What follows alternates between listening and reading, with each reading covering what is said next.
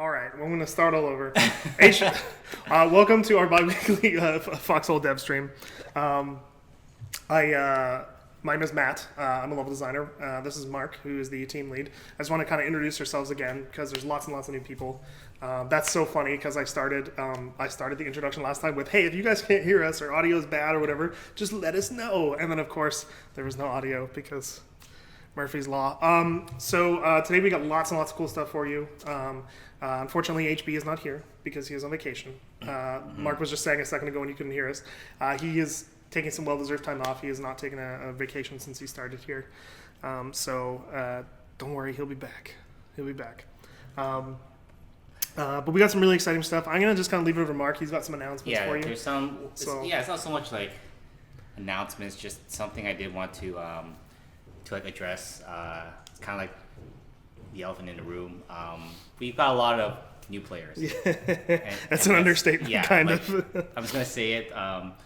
We got a lot of new players, and there's a couple of things that I want to mention. It's been a hard last 2 weeks for us as a team trying to keep up with all the chaos, but we've gone through it, and a lot of it has been helped by our moderators on Discord.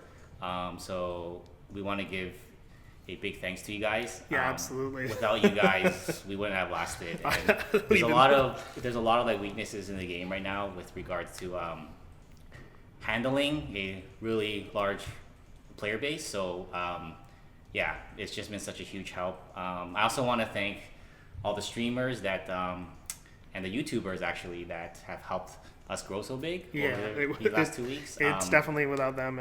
Absolutely. Both the small and the big streamers. There's actually been almost a constant stream on Twitch. Every time I kind of search for Foxhole on Twitch, there's always someone streaming it. So that's been really awesome. And there is one important thing that I kind of want to say about that growth too, is that while this growth has been really, really like amazing, but one thing that we're sort of very focused on is making sure that this doesn't change our plan, that we will support the growth, but we're going to make sure that we're focused on still the vision that we had been talking about this whole time, that we don't change anything up because of the growth. We don't suddenly make like a lesser game, that we really want to stay focused, stay on the path that we had set out on, and it's important that we like remind ourselves, and you guys also like remind us in case at some point you do see a change or something. It's important that you bring it up. So just wanted to get that out there. Yeah, and I think it's just important to say like our vision hasn't suddenly changed because the game's gotten bigger. Like we've been talking about stuff on the streams and on Discord and everything for the last few months. We're going to continue down that path. Like that doesn't change anything. It does change in like management of things, of course. Things have gone a lot harder around here. And of course, like servers and stuff, it's a lot different. But in terms of the overall game that we want to make, it doesn't change anything. We just want to remind you guys that we're very, very committed. Cool. Do you want to move on to the community highlights? So let's do some community highlights. This will be tough without HB. Yeah, this is going to be tough without HB because HB does all this, and so we're going to have probably no context. So we're just going to kind of react, I guess, to it. But we're going to move on to that now. Yeah. I mean, the first thing that I do want to point out is we say this almost each and every time we do the stream, but the quality bar of the art that we're seeing and the content we're seeing is getting higher and higher every time. Yeah. Like this is from like our first stream to now, like this. For example, this piece here is just, I think it's one of the highest quality pieces of art that we've seen so far. Yeah, I think there's like every couple weeks we definitely see something drop in that like HB will just like post it on our personal like our work chat, and we're all just like this is for Foxhole, like you can sometimes it's just like where is this stuff coming from, so it's pretty cool, like that one's really neat. We looked at a few of and these. Another thing about this week's content is that we really just had so much this time that I know we had to really only post a small portion of what we've seen over the last 2 weeks or so. It's just been, this is the first time we actually had to do sort of a heavy curation. Usually we sort of just scrub through the creative channel and post most stuff that we see, but this time it's really just been like a selection process, and it's taking longer actually to make these posts, but yeah, it's a So it's worth noting that a couple of these, someone was saying in chat, that I think the author, that they weren't fan art. They were just like paintings. Cool. I think the sketch was fan art, but those other two were fictional tanks. Okay, so cool. I think it's still like a same kind of road, but not necessarily Foxhole. Just like really cool art that's just really cool art that's being posted. Yeah. Okay, cool. This sounds interesting because this always happens. There's always some like I just gotta point out. There's always some very strange like flag or like world like ball fan art with the logos on it. Like I'm not really sure. Like this is something that I think like we gotta do soon, Matt, is update the logos because it's something we've talked about in the past. Yeah. And it's still on the plate. So let me give a little bit of feedback about these two logos. Way back in the day when we were launching, last July, when we were launching the combat prototype, we were basically like, okay, we need to get a couple factions like settled. And we knew the Wardens for a while, but at the time the Colonials were a little bit more like underdeveloped. And so we were just like, let's just put a star. Yeah. And that's the honest truth. So these logos will change in the future, so expect that. And the star has been so hard because it's kind of like the Allied symbol. We don't really want any like, what's the word? We don't want any comparisons to like Axis and Allies because it's not. And this is a funny almost like a reflection of what like we've been saying all along. It's like anytime somebody like asks us, you know, if it's Axis and Allies, we're like, no, it's not. And I guess that's what this logo is. So I just think it's really funny because like at the time it was pretty much just like, okay, we need two logos, and we thought a lot about the Wardens. The Wardens have changed pretty much 100% since then. It was just at the time we had thought a little bit more. So I think just actually to talk about the status of that for a second, we actually have settled on the Colonial logo for like a new one, but the Warden one is work in progress. We have a lot of options. We just haven't really got like. It's one of those things we haven't sat down and been like, okay, this is the one. Like with the Colonials, we saw the logo that we have that you guys haven't seen yet. We saw it like right away.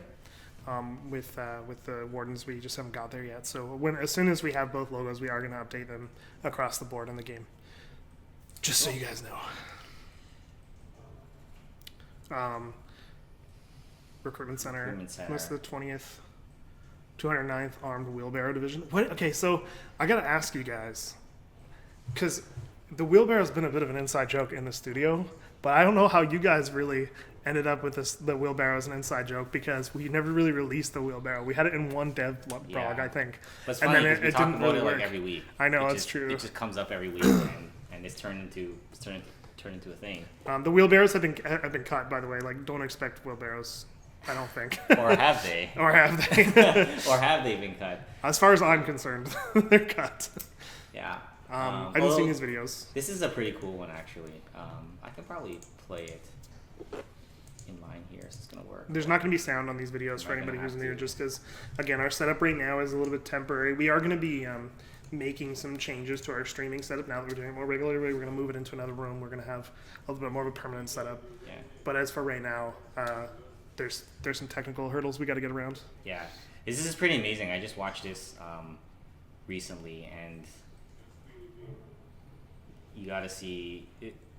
Maybe it was luck or a really skilled player, but this guy gets through a lot without getting killed. I don't know if you probably haven't had time to watch too many of these. I haven't had time for anything. Yeah, no. But if you just this looks cool. Yeah, it's kind of funny because in this video it almost seems like an action, like a really high, fast-paced like action game, but it's funny. I make all of the like effects in the game, and I don't get to see them in all situations, and sometimes it's really cool. Like, I mean, like, how does he get away with? Look at this. It's crazy. Yeah, he's like a commando. It's just he's like in like StarCraft and like Command and Conquer, those like commando class characters. Yeah. Like, okay, there he finally gets taken down, but that was pretty amazing. I thought that was pretty cool. Let's get back here, and well, these were the big videos here. Yeah. The Devil Dog Gamer, and Philly Daily. Yeah.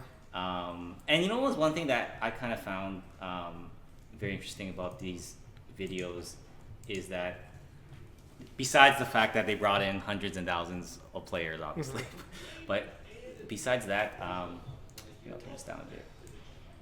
But it's interesting because really, when we're stuck working on this game for so long, and we're always talking to players that have been playing the game for so long, suddenly seeing it from like a fresh perspective is kind of it's kind of like eye opener sometimes, because you'll hear them say some things sometimes, and they'll not misinterpret, but their interpretation about what a certain part of the game is completely different from what like we're thinking. We're looking through the lens of like being with this game for like a year now almost, and like talking to constantly players that have been playing the game for like months and months on end, and suddenly you will it's sometimes come across these videos and you'll be like, wow, this is what a new player thinks of the game, and it's it's interesting. I was just gonna say it's sometimes difficult to get a brand new player's like pure perspective, because a lot of the feedback that we get is, like you said, from these guys who are like basically pros at this point. Especially like we look a lot at the most prominent stuff, which is obviously like Pug's videos that get made. So it really is nice to see like especially for I can only speak really for myself, but especially for me, I can see how people are interacting with the maps and like the different aspects of the game that I personally have to deal with, and so it's really useful because then I can start to predict a little bit better, especially for new players and old players. You can start to get that like mesh, and I think it's really important, especially for like a team our size, because we don't have like QA to go and like do all this stuff all the time. So it's really nice just to kind of watch. Yeah. And the thing that's been really cool over these last... Look at all these videos. Holy crap. Yeah. There's a lot. So it used to be like an event for us to see a video like this. It would be like a once a week thing where we'll be all like kind of waiting for the latest video from like Pug or something like that. Yeah. And we'll like, we'll have this one video and we'll like send it just kind of like around the team, and everyone will be like, "Oh, this is so cool seeing like 15 guys all working together, all like storming a town or something." And over the last like 2 weeks, you see these videos like all the time now. Like they just keep on coming, and like every video you see is like filled with players. It's like this used to be this like oh wow moment, and it's still really cool to see, but it's almost like it's just so much now that it's almost hard to like Discord. I used to read every single message in Discord. I actually HB and I don't know about everybody else, but HB and I, we used to read every message. I read even off topic for a while. So like, you should stay away from off topic. But now like it's impossible. And I think it's getting the videos. We used to watch every video, and now we don't even know all the videos. So for me, like personally though, it never ceases to like impress me to watch these videos, to see like lots of players actually come together, working together, because it's what we've always wanted from the beginning, and to see it like real footage from players, and now not only just from like a very small group of players, but from a larger group of players. It's just really amazing. It's just this thing that I don't want this to sound like too like cheesy or anything, but it really was like a dream at the beginning. Like we were making these like mock-ups at the start of like, look at all these players in this screenshot mock-up. Imagine that was actually real. Do you remember? Like at the very beginning when we make these fake screenshots of like a bunch of guys all from like a top-down perspective. It looks like they would like work together, and we'll be like, imagine we made this game, right? And I think it's interesting because you guys got to understand, at the time we were 7 people making this game. So like, there's definitely a few of us who are like, you guys are out of your mind if you think we're gonna be able to pull this off. But so we just buckled down, and I think you guys have shown that like, if a community bands together, then like it's not perfect. Obviously, we still have griefing problems, and there's lots of stuff going on. But there is times when you guys are gathering huge groups of players and working together, and actually like people taking orders and doing things, and they all have roles, and it's all totally organic, which I think was the goal. And we're starting to see that happen more and more and more with these different communities kind of popping up now. Before we kind of had one community, and now it's like we're getting multiple communities, which is really, really fascinating. So I guess we don't have too much time left. These are just new tutorials. Yeah, Lots of new tutorials. I saw Bear continues with like the update. This is a tutorial. He does a really good job on like, the update videos, and he's still continuing to do a good job on them. And there are more. Oh, this is really cool. This is like a tutorial video in Spanish. So it's good that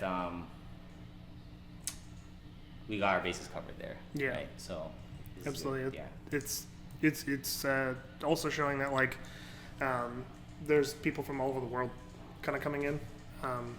Yeah, and the clans. This like our clan recruitment channel has just been like blowing up. I can't even keep up with it anymore. I think I'm starting to get worried that like the clan stuff's gonna get like impossible to follow. Although one cool thing is that the 82nd Death Corps is back, so to say. I don't know if they ever went away really, but they weren't as active for a while.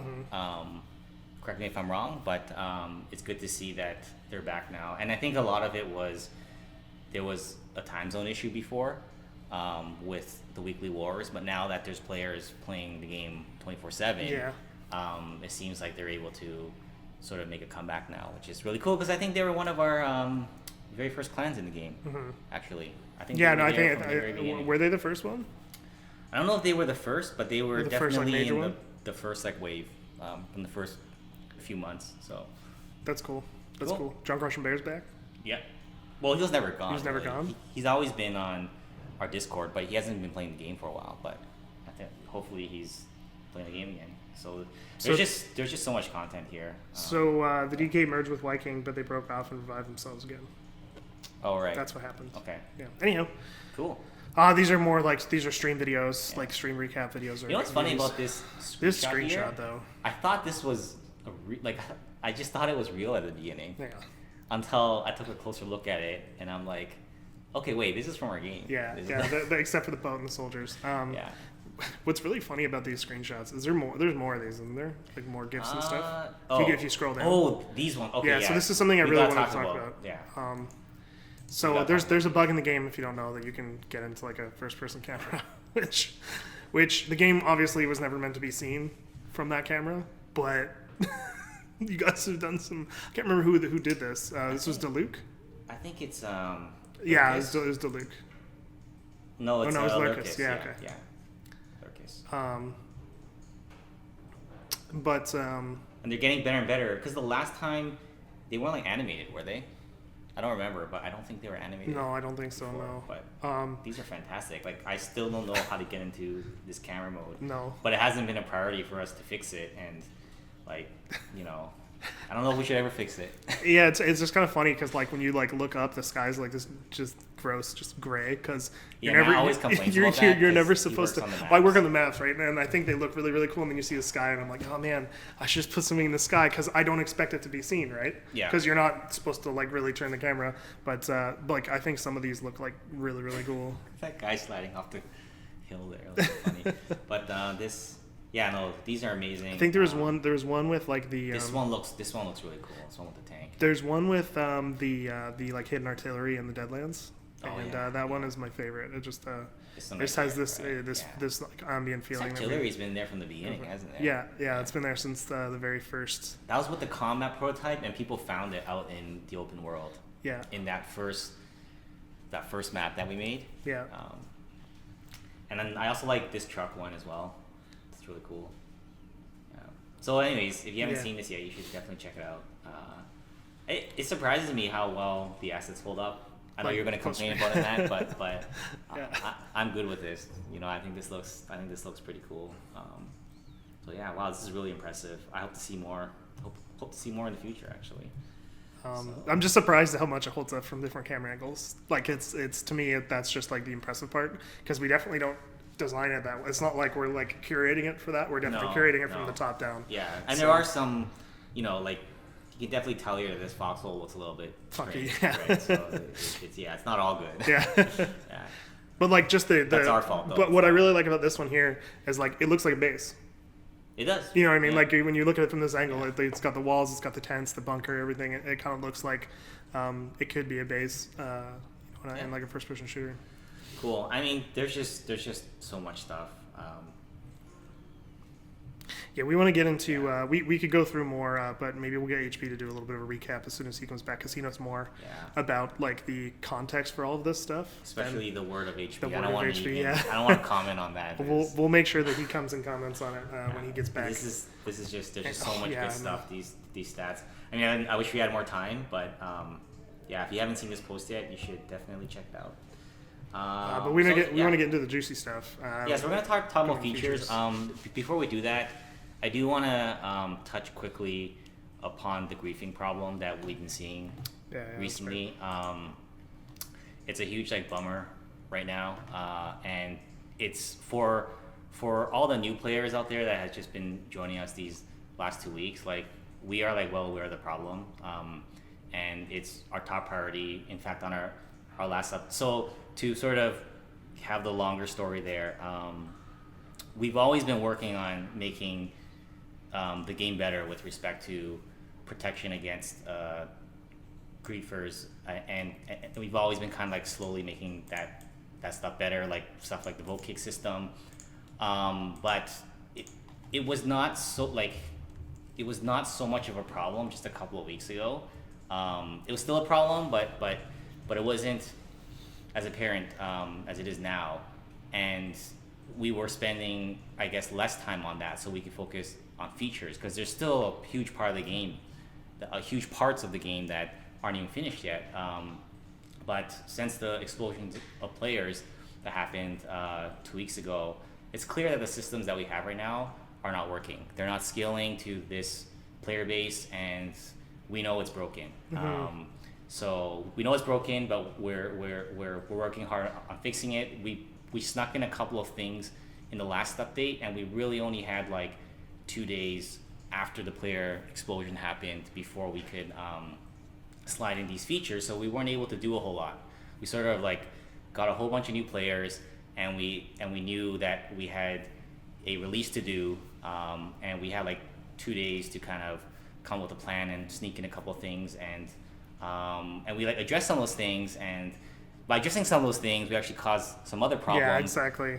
So it's definitely this problem that we know about, and we're dedicating a good portion of our time on it for this next update. I'd say on the developer side, probably 20-25% of our time is going to be spent on this, which is not the best, but we know we have to support the player base, the larger player base now.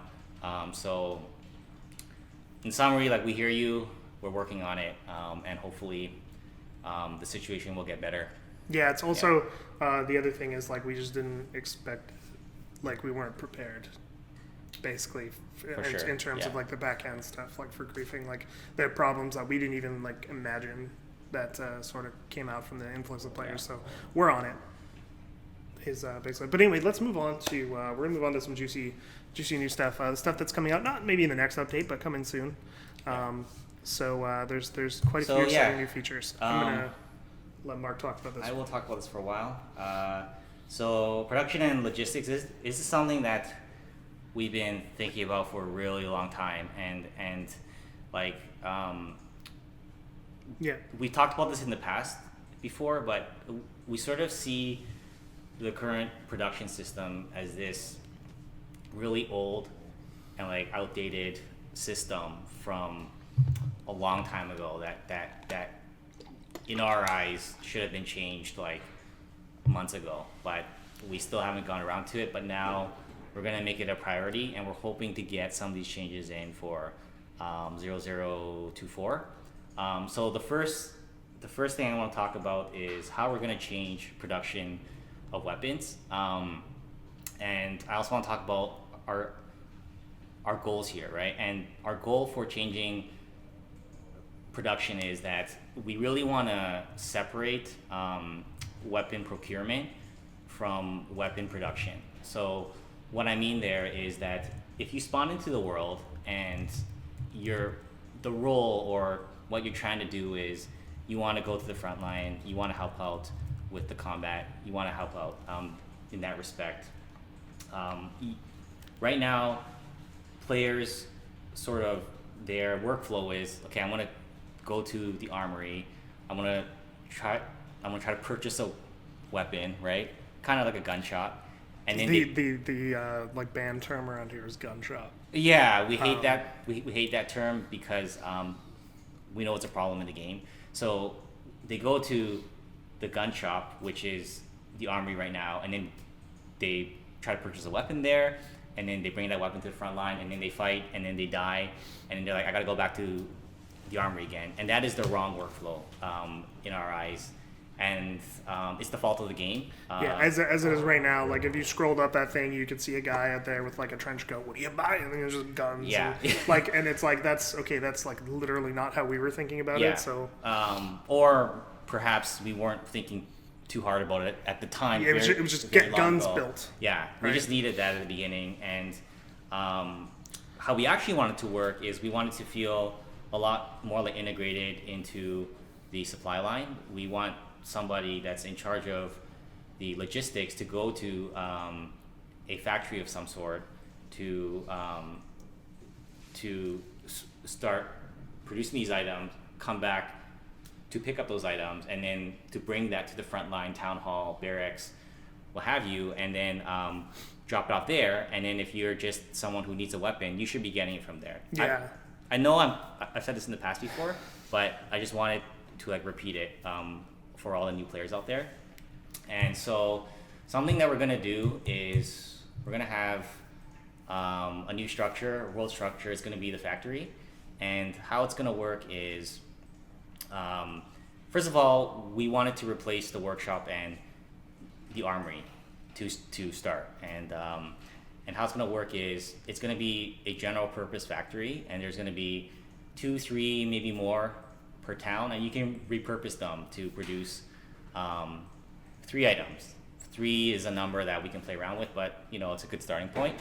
And how it's going to work is, as long as it's stockpiled with materials, it's going to constantly produce items, right? So it's not something that you need to go there, click a button, and start production. It's just gonna keep on going. And your job as like a logistics player is to go there, take the items produced, bring it to a town hall, a barracks, drop it off there for someone to use. And in a conversation that we were having earlier, yes. One of the things that I sort of envisioned as like the perfect world is you're an infantry guy, right? And you're on the front line, and you're role playing as a rifleman because we don't have like specific roles in our game, and you need a gun, so you go to the place where all the guns are stored, which is ideally like your town hall or your outpost or your barracks or whatever it is, and there's none there. So your thought shouldn't be I'm going to go to the gun shop and buy a gun. And buy a gun. It should be, hey, logistics guys, do you guys have any rifles coming up soon? Yes. And that's what it should be. And as it currently is, it's like basically Counter-Strike, like open up my gun menu and buy some guns. Like, you know what I mean? Exactly. And that's like not the feeling that we want. Yeah. And I think at the beginning, this is going to cause some level of stress for sure, especially because we've been living with the old system for so long, but we believe that in the long run, this is what the workflow should be like in this game. And the way we're going to roll this out is still to be seen. There is a possibility that we may have both systems live side by side for like a while, but that's still something that we're kind of like figuring out. But this is the way of the future, at least in the current plan, and this is going to be the next big change in the game. And then we'll definitely want your feedback, and then we'll see how it goes.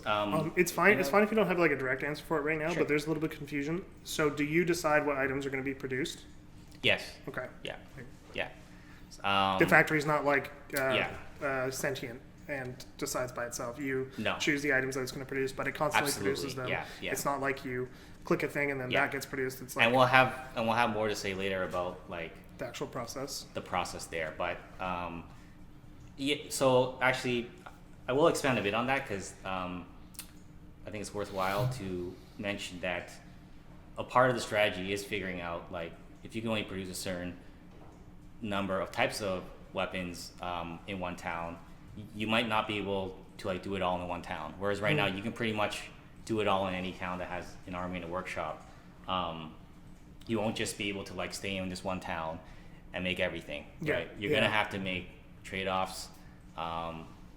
It's gonna be a part of that game. So cool. Another thing we want to do is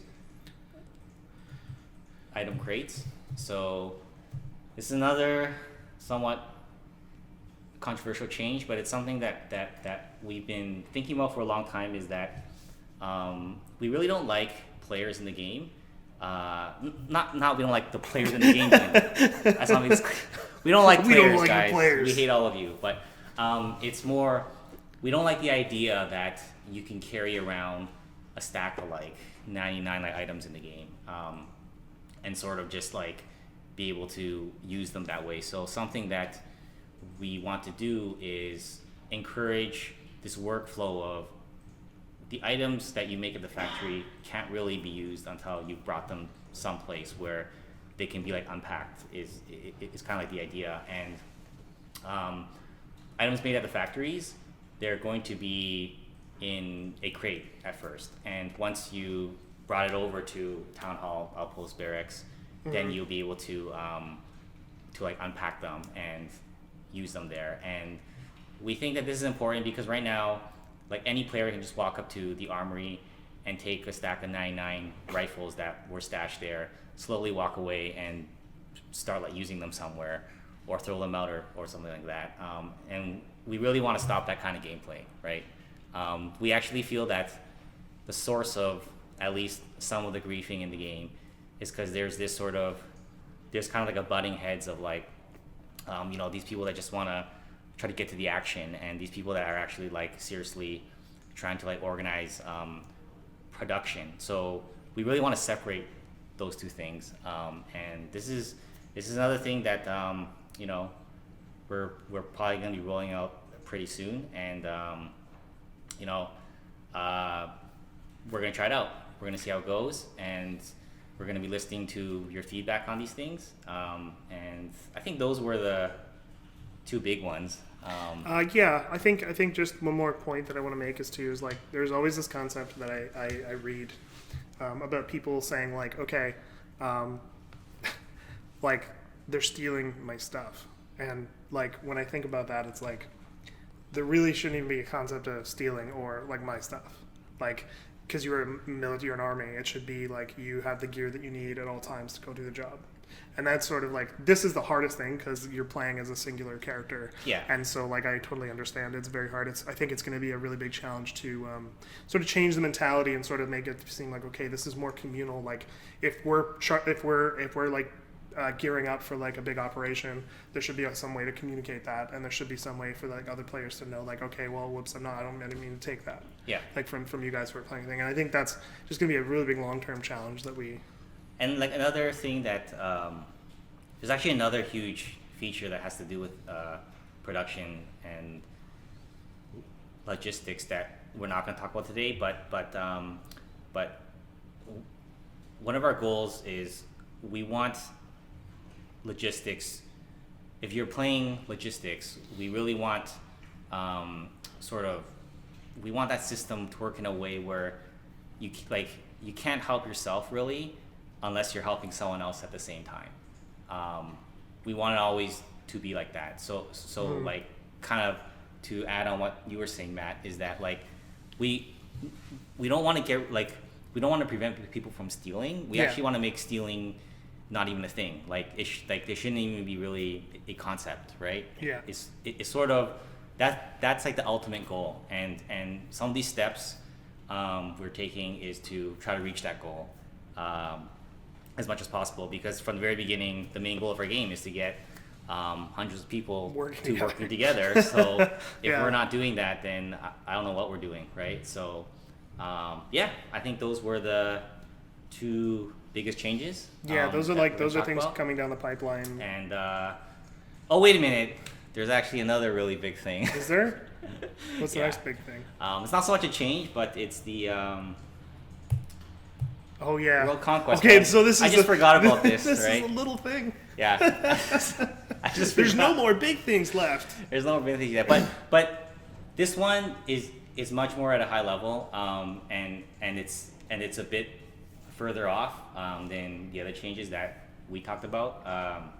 So, for all the new players out there, pretty much everything that we talked about is constantly like subject to change, and it's just because of our like development philosophy. We really like to like sort of go out there and like propose these new features, and then try to like test it out.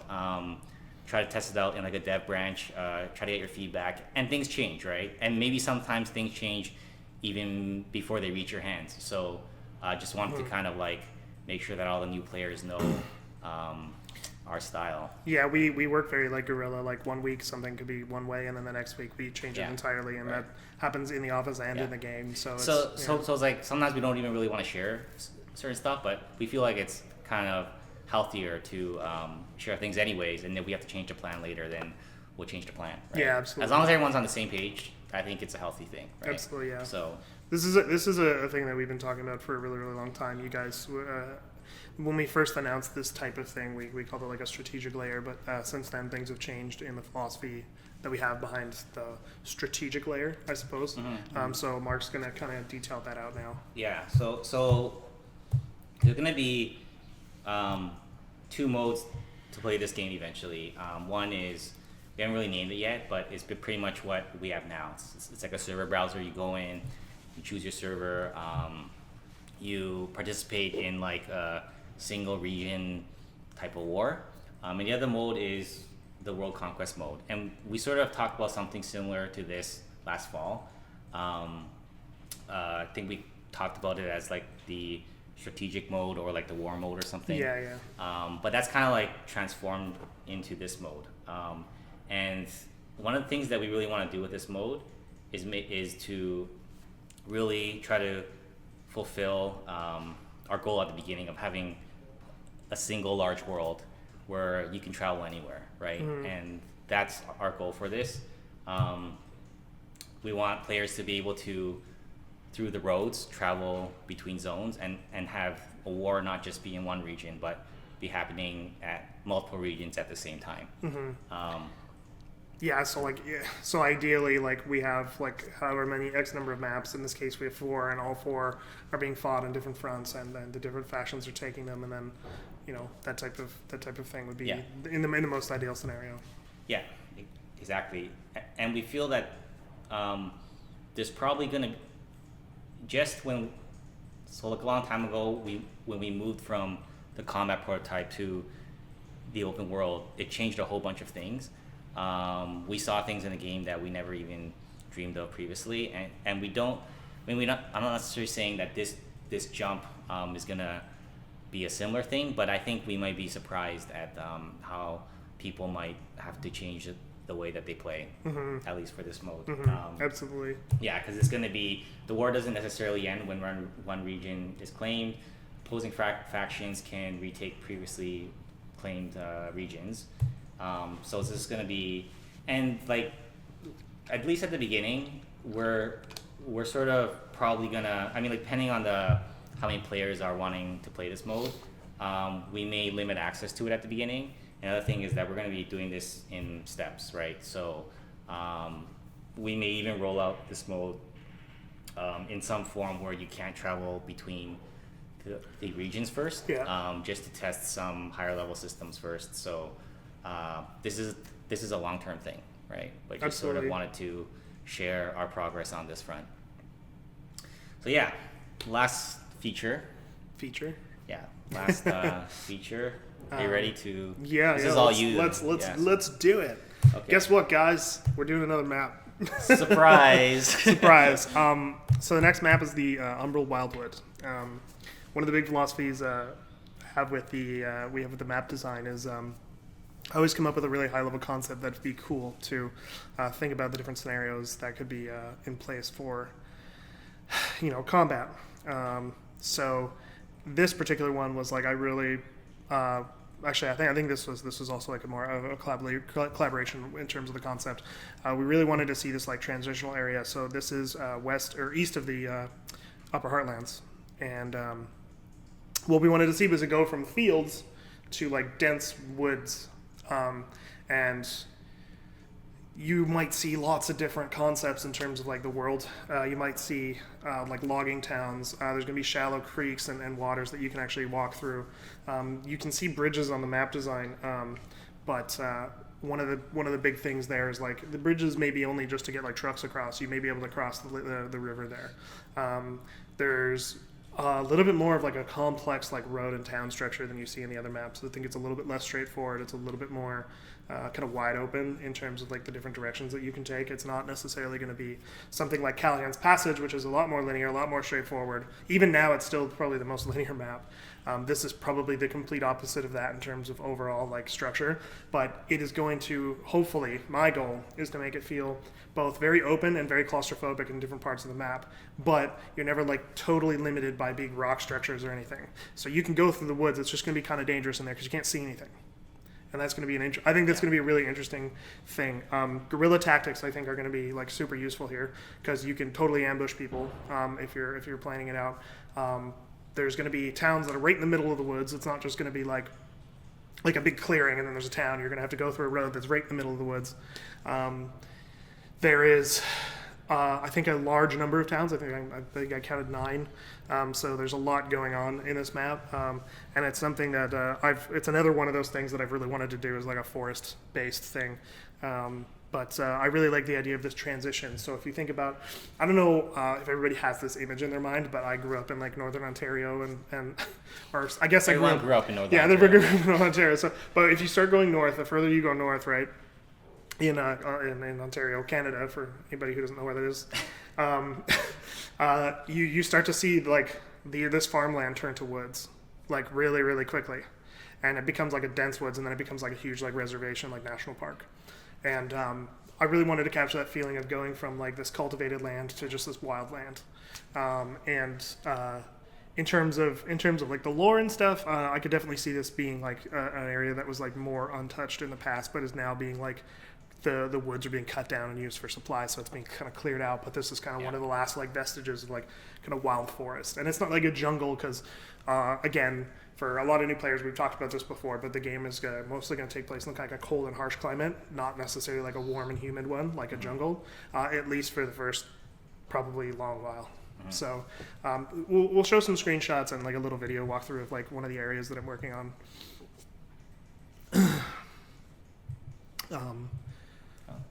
That's the video. So it's just, there's going to be like little paths through the woods and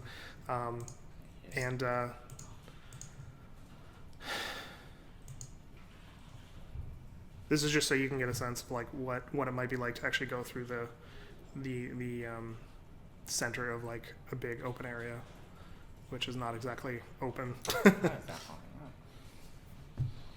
Sorry? Well, it's the ad. Anyways. Yeah, it's weird. Yeah, it's weird. But so one of the other things too is like the roads will not be these like surrounded by these like open fields. It's going to be pretty like condensed, almost like hallways of like forest. So in certain parts of the map, and I'm interested, like every map, I'm interested to see how you guys like strategize with it, because I always have these ideas in my head. We obviously do these like really regimented planning when we come up with like the road structure and stuff. So one question that I have is sure, we talked. Oh, they can't see the video, of course. Oh, okay. Well, there you go. We talked about trying to give this sense. I think they missed all the screenshots and everything. Actually, that's okay. It's okay. They got the video. Yeah, they got the video. You guys are fine. Yeah.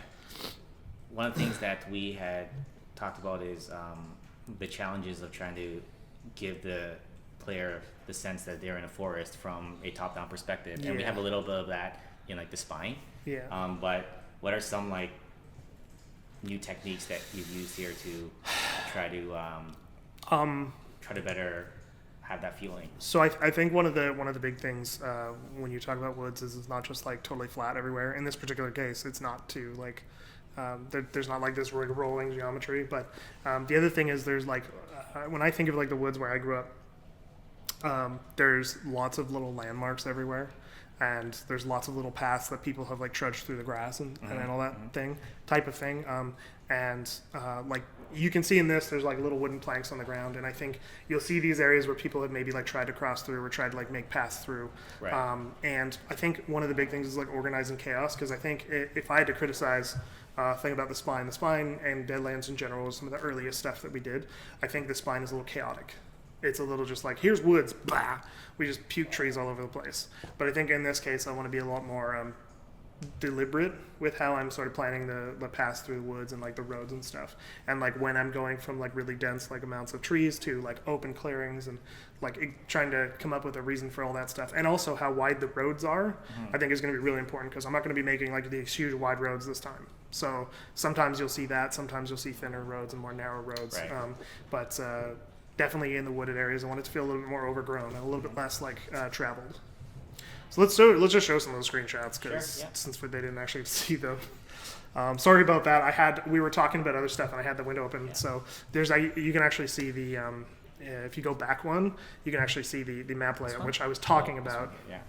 I was talking about the map layout, thinking you guys could see it. Oh, so like they didn't see any? They didn't see any of this because we had it in the other. How about the other slides? They probably saw the first one, but not the second one. Oh, so like they didn't see. I don't think they saw this. They might not have. You're joking. I don't know. I don't know if they did. We'll leave this up for a second. Sure. Yeah. But so okay. if you guys didn't see this, we can leave this up. Because that might have been weird. Me just kind of talking about that without this visual here would have been. Yeah. So we can also leave this stuff up. This is what happens when HB is not here. Yeah, exactly. So they did not see this. So they didn't see this? No. Okay, so now I know why that felt kind of weird. Like, you didn't show us this. Yeah, they didn't see anything. We didn't see anything. Because we were talking about griefers, so I moved it back, and then I totally forgot to move to the other scene. It's fine. Oh, okay. That's fine. Well, you guys. Hope you enjoyed hearing me talk about this without the visuals. Must have been fantastic. Okay, well, anyways, maybe, yeah, like, so I think the only thing that was missed here was that screenshot mock-up of the World Conquest mode. Yeah. Hopefully it's more interesting than just hearing me talk about it. Yeah. So while we have this visual up, I'm actually gonna pull down the chat. So if you see underneath Endless Shore and east of Upper Heartlands, the Wildwood is gonna fit in there. If that makes sense in terms of like geographically. So you can kind of see how we're kind of building out the map. If you wanna go forward, sure. We can just kind of look at so that they can get a look at the actual like layout. Yeah. Just for a few seconds. While we have that up, is there anything else that we want to show? As long as we didn't miss any of the other stuff, right? I don't think we did. Okay. Yeah. No, I think that basically wraps up the features. All right. Cool. So while we have this up, you guys can kind of take a look at it for a minute, and we'll start taking questions for Q&A. Sure. I think you have a couple that you wanted to bring up at a time. If not, you guys can. Any questions? Any questions? When is the next patch? That's a good one to start with. That's an easy one. If everything goes well, we're aiming for next week. Our new schedule. With our new schedule, we like to roll out our updates once every 2 weeks, and we like to have a dev branch on the Tuesday of our launch week, and then have the update rolled out on Thursday if possible. So hopefully next Thursday. Dondergut has an interesting question. Speaking of maps, I was wondering if it would be cool to add a second town hall to the north side of Saltbrook in Endless Shore. My answer to that is we don't want it to be Deadlands again. If you guys remember some of the veterans will remember like early Deadlands, where it's just like this super crazy stalemate at Deadlands because there was like there's outposts on both sides of Deadlands, or of the town in the middle of Deadlands. And Saltbrook is intended to be for better or for worse, like a early Warden town if they choose to go that route. Warden or Colonial? Or Colonial, sorry, Colonial town. There's a lot of questions popping up, so I'm just going to grab one. You guys thinking about adding diggable trenches with the decay rate so it's not spammable? Friday, best day. So yeah. I think for that one, most likely not anytime soon, or possibly like never. And the reason why I'm kind of comfortable saying that is because we've thought about it several times, and like it's one of those things that would be a technical challenge that we don't think necessarily would add anything to the core of the game that we can't get through some other mechanism, right? Yeah. Like we could sort of yield a similar result that maybe not be quite as cool in that sense, but like if we look at the amount of work that would take, it would probably be worth working on something else that would help the game even more, right? Yeah. I think one of the things is we are using Unreal Engine 4, and while it's not impossible, that does mean that we'd have to come up with like a whole bunch of engine side changes in order to probably do something like that. And if we were doing our own engine, it would be a lot easier for us to say like, yeah, we can experiment with it. Yeah. Not that it's impossible, because again, nothing's impossible. You can always do it. But with that being said, though, I wouldn't say don't expect to see trenches in a map. Yeah. There's not. I mean, we had it before. I just haven't found a good hook yet to include it. I'm just gonna just so you guys know, I'm just gonna keep reading at the bottom of the list this time because there's so many questions scrolling through. Sure. DSOL Reaper, have you ever considered making changes to the way players spawn around the map? Wow. the questions are moving too fast for me. Since players tend to spawn all over the place and makes it more difficult to win. I was hoping this question would be asked actually. If the opposing team has one Talon left and is spawning around the area. So that's DSOL Reaper. Right. So we're actually working on that. We're working on something, hopefully maybe 50% chance will be ready for 0024. But we basically want to rework the spawn system pretty much from like the ground up. Yeah. There are some technical challenges, but we want to make it not as predetermined. We want to do it in such a way where you wouldn't really be able to predict where players are spawning, so you wouldn't be able to build a spawn prison or sort of run into those problems of like players continuing spawning in the same area, even when like the enemy front has moved there. So it's something that we're working on. But it's at the top of our list. That's at the top of our list, just alongside production and stuff like that. Yeah, so. I think in regards to the spawning, there's like crazy griefing going on that I'm like super unhappy about. So that is like, as far as I'm concerned, I think that's a really, really high priority. But I'm gonna continue just to read questions. Actually, a lot of questions have come up from a whole bunch of different people during the stream now about new vehicles. There's gonna be new vehicles. Yeah. We just don't have anything to announce yet. Vehicles are Although I will say one thing though. Sure, you go right ahead. I will say one thing. We are working on another vehicle, right?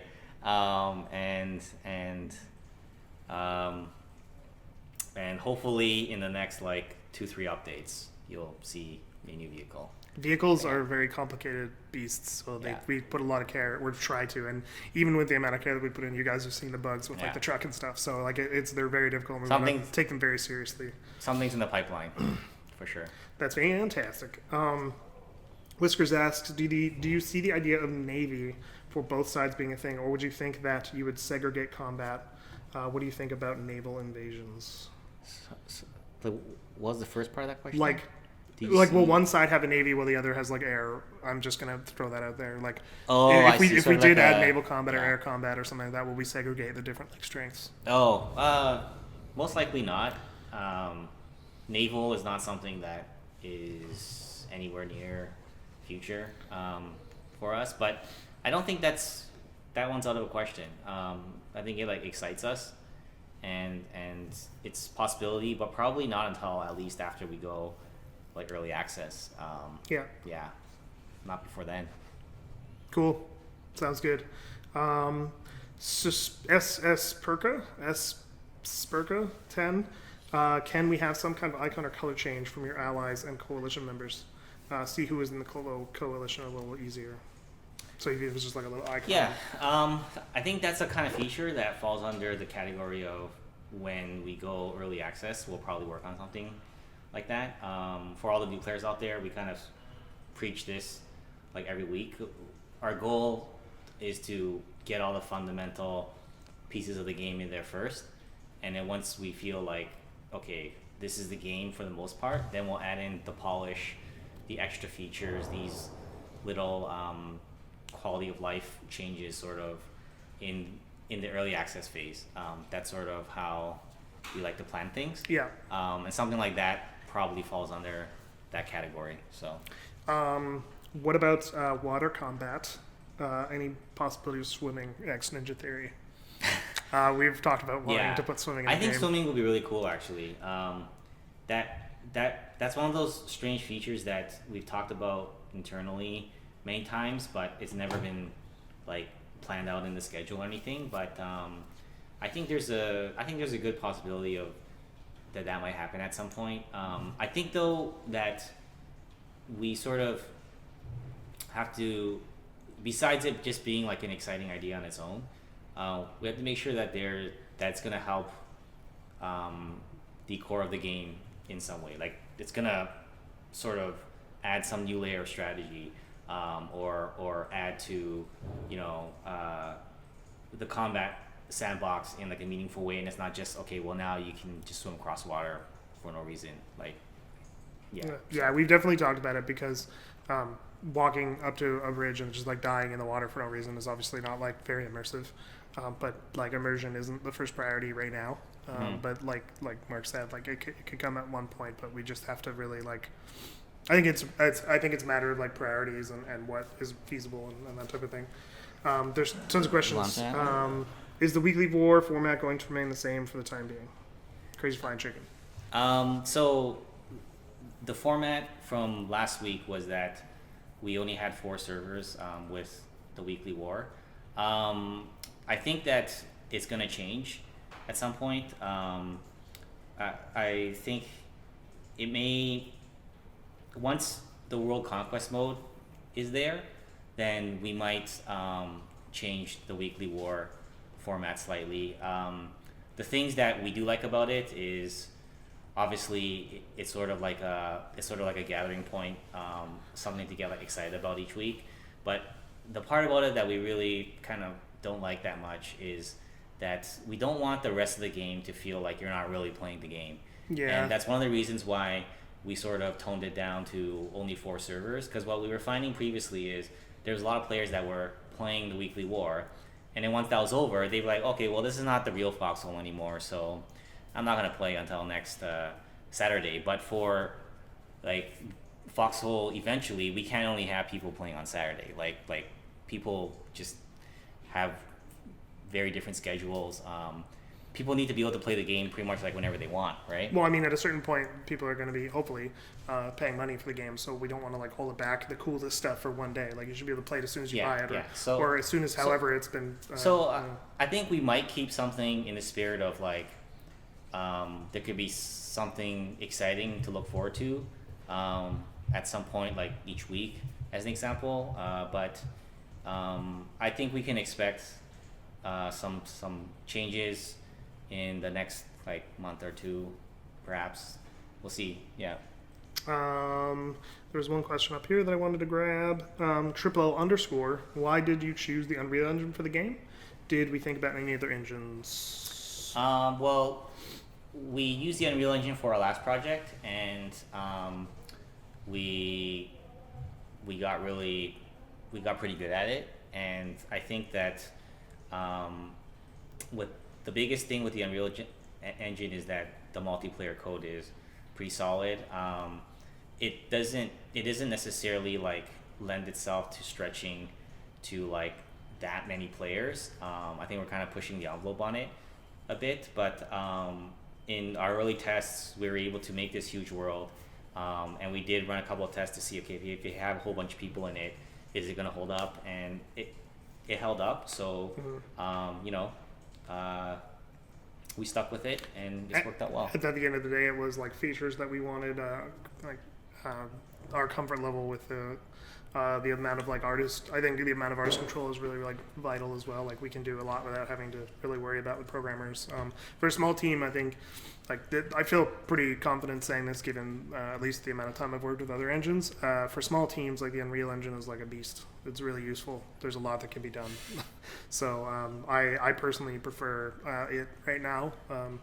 But anyhow, let's see. Soros Guy, XX Soros Guy XX. What are plans for the payment model? Sorry? What are plans for the payment model? Okay, so yeah, this question comes up a lot. We hope we can be paid. That is, if we could have our wish right now, we can push a button and all our dreams come true. We want it to be paid. There are things that could stop that from happening if we don't feel like we can get the player base that we need. But we feel paid would be, if we weren't talking about the player count, paid would be an easier path for us to fulfill the vision that we have for this game, because we don't ever want to have to like deal with these strange like microtransactions that might compromise the game design. And this is like a serious matter that we always talk about, and it's a huge kind of like stress for us, because that is a possibility. We may have to go down that path, and it stresses us out. It stresses us out because we can't imagine putting something into the game like, oh, you got to pay for a weapon, or you got to pay for a tank. Like that stuff kind of like is a nightmare for us, and we kind of, if we could have our wish, we don't even want to think about that, right? Yeah, well, being paid would just give us the freedom to do what we need to do to make the game good without worrying about anything else, right? Yeah. So that's what we wish. But you know, we're sort of like planning solutions for like both paths, and when we feel like we have all the fundamental features in the game, then we'll see where the player base is at that point, and then we'll cross that bridge then, right? Yeah. I'm gonna take one more question. Cool. So let me make it a good one. So there was a couple that I saw in here that I really wanted to bring up. Let me just see here. Okay, so this has come up like a bunch of times as well. So someone was saying, where is this here? Any chance, this is Indigo Fox, any chance of improving voice quality? Too many people in Discord chat is difficult to coordinate. Would be great to rely on local VoIP, and also Ninja Theory is saying that they agree and it's crucial and buggy. Yeah, so so we are working. There are some things we're looking into to improve voice chat. I guess, was that question directed mostly at local, in-game, like spatialized voice chat, or is it directing at like the Discord sort of? I think it's saying like chat? Right now, like maybe in the past Discord was like a viable option, but right now it's so crazy to organize because that like voice chat now has become a little bit more. So we do work with some people at Discord, and we're working to possibly do some improved integration with our Discord server that might make that process a little better. That's all I can say about that for now, but we are kind of like starting the process there. That makes sense. And what about the local Voice chat? Would this replace that? Because everybody right now is just saying like they're not really happy with the local voice chat. So do we plan on improving that? Well, if it's a problem, it's something we're going to take a look at then. Right? So, well, I mean, hey, if you guys have very specific problems. I have seen that a lot and over the last week or so. So throw your specific problems into the bug report on either the Steam forums or Discord. Yeah. And I actually feel that like more and more, I'm starting to like direct people to the Steam forums. Yeah. Because it's more persistent there, and it's some place that we can go look at and see what are the current issues. With the Discord, it just moves along so fast these days that it's really difficult to to keep track of everything. Discord is definitely getting harder and harder to keep track of. So we are going to be looking at alternate ways to like report certain things, especially for like bugs and dev branch and stuff. But unfortunately, our time is up. But we thank all of you guys. We had an unprecedented number of people in this room today. So I super appreciate you guys coming by and listening to us blab when we didn't even have visuals up for you, like some chumps. But this is HB, so we're going to blame HB 100%. The HB would normally be here, which is why I'm pointing. So we hope to see you guys in a couple of weeks. Do you have any last thoughts? No. All right. Thank you guys so much. Have a wonderful week, and we'll see you on Saturday. Saturday. For the weekly war. Oh, okay. Saturday.